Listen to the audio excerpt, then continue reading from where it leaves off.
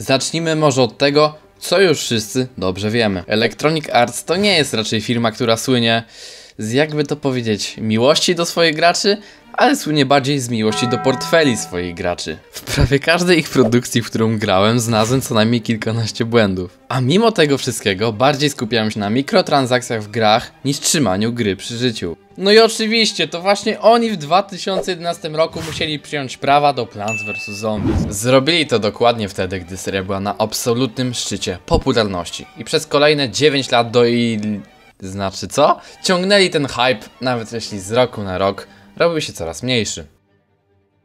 No i potem nastała era kompletnego olewania fanów po porażce ostatniego shootera Plants vs Zombies, czyli Battle for Neighborville. Przez ponad 4 lata siedzieli nad Plants vs Zombies 3. Kiedy w końcu wypuścili betę w 2021 roku, to każdy ją skrytykował, bo była totalnym gównem. Plants vs Zombies 3, no tak, projekt widmo, tworzony od ponad kuźwa 8 lat, pokazany w jakiejś absurdalnie okrojonej wersji, a potem skasowany i potem znowu pokazany. Dobra, zostawmy może przeszłość ze sobą i skupmy się na tym, co jest teraz. Rok 2025. Po tej gównianej fazie, gdzie całe Plants vs Zombies było martwe i jedynie co mieliśmy to bety do Plants vs Zombies 3, w końcu coś się ruszyło. No ale zanim zaczniemy, zachęcam was do zostawienia lajka oraz subskrypcji na tym kanale, bo do końca wakacji chciałbym dobić 5000 subskrypcji na kanale i tylko ty możesz mi w tym pomóc. A tak w ogóle to YouTube dodał nową funkcję podbijania filmów, więc jeśli film ci się bardzo spodoba, to zachęcam do podbicia. Dobra, wracając do tematu Plants vs Zombies Replanted. To wszystko zaczęło się wbrew pozorom niewinnie. Dokładnie to od brazylijskiej bazy danych, gdzie wisiał wpis o nazwie Plants vs Zombies Reloaded i co najśmieszniejsze, nawet nie wiadomo, czy to był prawdziwy wyciek, czy jakiś losowy Brazylijczyk sobie nie dodał tego. Tak o. Potem przyszły 16 urodziny Plants vs Zombies i nagle social media PvZ ożyły. Wtedy cała społeczność zaczęła się zastanawiać, o co tutaj chodzi. Nawet ja w jednym z poprzednich filmów. Chcieli po prostu rozkręcić social media, żeby wypromować nową grę. Ale wtedy mogliśmy się jedynie tego domyślać. Ale potem nastał zwrot akcji. Żydzi poszli na zabieg kastracji. A tak naprawdę Electronic Arts zrobiło kolaba z I Am 8-Bit. Kolaba, w którym tworzą winele z muzyką Plants vs Zombies. Jakby to nie było takie grube, to bym wam o tym nie mówił. Zaraz coś się stanie, co odwróciło sytuację o 180 stopni. I do współpracy zaproszono Janet Robbins, która brała udział w wywiadzie, w którym powiedziała za dużo. EA Games, they approached us about their Plants vs. Zombies video game anniversary edition. Zdradziła, że muzyka, która pojawi się na winylach, pojawi się również w nadchodzącym Plants vs. Zombies Anniversary Edition. No i wtedy każdemu prawdziwemu fanowi Plants vs Zombies podpaliły się poślady. Taka gafa podczas wywiadu była praktycznie równomierna oficjalnemu potwierdzeniu gry. No dobra, może nie aż tak, ale rozumiecie. Ona pracowała dla Electronic Arts i oni jej zlecili robienie muzyki, która zostanie wykorzystana w nowej grze.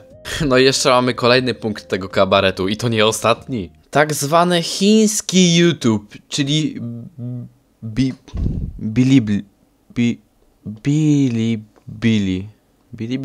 Dobra, chuj z tym, jak to się nazywa. To właśnie na tej chińskiej platformie jakiś nasz kolega Azjata umieścił filmik, jak kupuje Plants vs Zombies Replanted na EA Appie i to jeszcze preorder. No i to było chyba za jakieś 2 tygodnie przed premierą. W dodatku, cholera jasna, jeszcze zlikowali datę premiery, czajcie to. I na końcu, na dobicie, zmienili nazwę starej gry Plants vs Zombies, którą mieliśmy na Google Playu, z Plants vs Zombies na Plants vs Zombies Classic.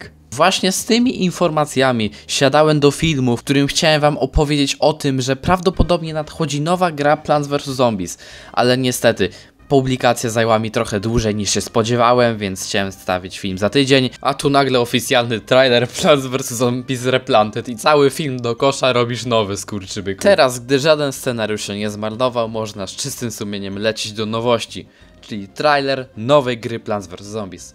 Plants vs Zombies Replanted. Pierwszy easter egg. W lewym dolnym rogu na samym początku trailera możemy znaleźć pierwszą grę, jaką stworzył George Fan. Tom o rybkach, która nigdy nie odniosła jakiegoś większego sukcesu. Tak zwane rybki kontra kosmici. Brzmi znajomo. Tutaj widzimy, jak stary dziad spędza produktywnie dzień z tacosami na stole.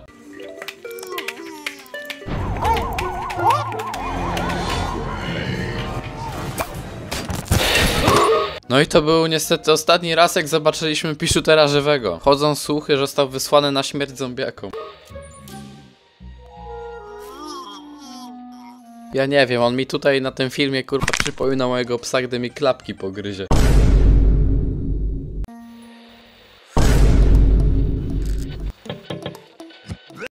Ej, pamiętacie Jeffa the Killera?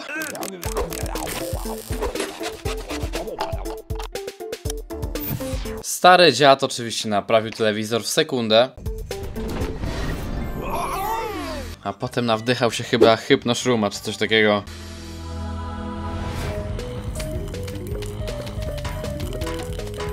No i w sumie fajnie, ciekawie ten trailer zrobili, bo Crazy Dave naprawił sobie telewizor i nagle ma lepszą grafikę w Plants vs Zombies.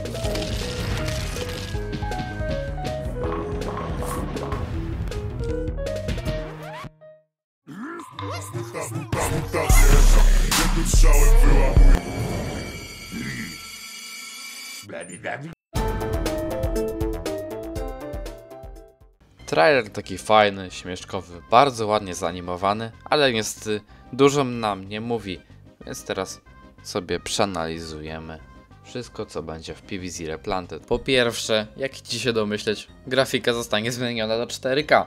No i te paski po boku zostaną w końcu usunięte. W nowe Plants vs Zombies będziecie mogli zagrać ze znajomymi. Tak samo jak kiedyś na konsoli. Czyli jeden gra roślinkami, drugi gra zombiakami. Kolejną nowością jest nowy świat. W sensie no chyba tego tak nie możemy nazwać, bo to jest po prostu świat, w którym masz więcej chmurek, czyli rzadziej ci spada słońce z nieba. Oraz nowy tryb wieczny spoczynek, który będzie polegał na tym, że jeśli umrzesz, to musisz zaczynać wszystko od nowa. Wiemy też, że będą bonusowe poziomy, ale nie wiemy, czy to będą te same, co mamy w oryginalnym PvZ-cie, czy może pokuszą się o dodanie czegoś nowego. Mowa również jest o kolekcji ilustracji i grafik koncepcyjnych, które ukazują historię franczyzy Plants vs Zombies, ale trochę nie wiem, co to ma znaczyć. Mam nadzieję, że to zrobią jakoś ciekawie, a nie, że to będzie po prostu jedna z wielu opcji do kliknięcia w menu.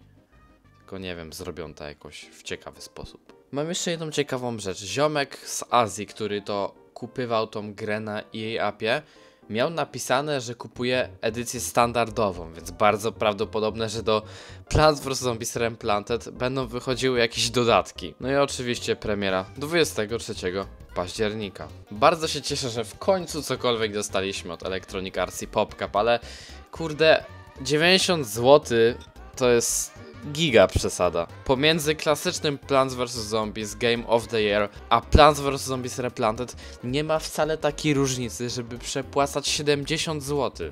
I to jak zwykle Polska ma jedną z najdroższych cen na całym świecie, mimo tego, że wcale w naszym kraju się dużo nie zarabia. Trzeba pamiętać to, że im więcej ta gra zarobi dla Electronic Arts, tym większa szansa, że jeszcze coś z Plants vs Zombies zobaczymy. Ale mimo tego raczej tej gry za 90 zł nie będę kupywał, jak już to będę czekał na jakąś promocję. Czy Replanted zbawi markę? Raczej nie. Ale czy jest to światełko w tunelu? Raczej tak. PvZ Replanted wygląda jak solidny powrót do formy. Jest to według mnie nawet dobry remaster, tylko przesadzili z ceną. Jeżeli sprzeda się dobrze, może PopCap i EA zobaczą, że nie trzeba robić mobilnego gniota typu PvZ 3, który jest podróbą Homescapes, i zrobią coś fajnego. A ty, widzu, pochwal się w komentarzu, czy kupujesz nowe Plants vs Zombies Replanted, czy może czekasz na zniżkę. Dzięki za oglądanie, subskrybujcie po więcej, zostaw lajka i siema!